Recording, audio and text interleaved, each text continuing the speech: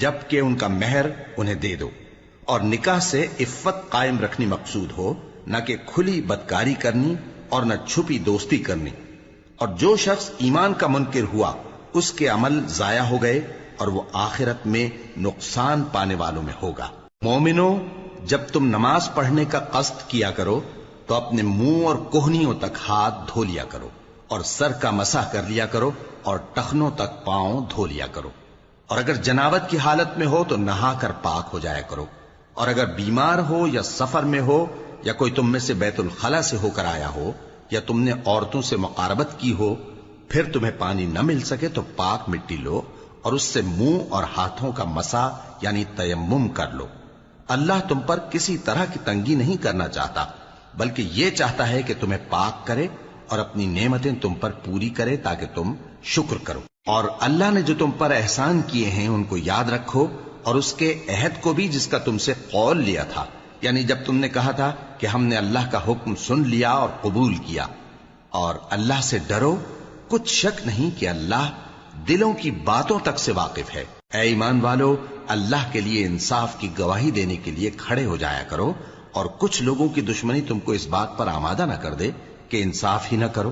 انصاف کیا کرو کہ یہی پرہیزگاری کی بات ہے، اور اللہ سے ڈرتے رہو، کچھ شک نہیں کہ اللہ تمہارے سب اعمال سے خبردار ہے۔ جو لوگ ایمان لائے اور نیک کام کرتے رہے ان سے اللہ نے وعدہ فرمایا ہے کہ ان کے لیے بخشش اور اجر عظیم ہے، اور جنہوں نے کفر کیا اور ہماری آیتوں کو جھٹلایا وہ جہنمی ہیں۔ اے ایمان والو، اللہ نے جو تم پر احسان کیا ہے اس کو یاد کرو۔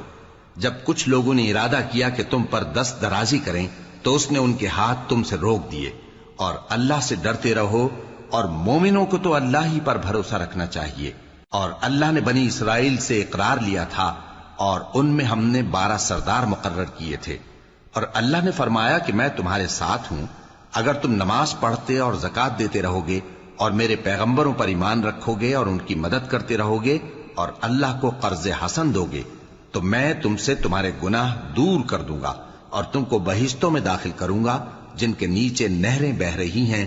پھر جس نے اس کے بعد تم میں سے کفر کیا تو وہ سیدھے رستے سے بھٹک گیا۔ پس ان لوگوں کے عہد توڑ دینے کے سبب ہم نے ان پر لعنت کی اور ان کے دلوں کو سخت کر دیا۔ یہ لوگ کلمات کتاب کو اپنے مقامات سے بدل دیتے ہیں، اور جن باتوں کی ان کو نصیحت کی گئی تھی ان کا بھی ایک حصہ فراموش کر بیٹھے،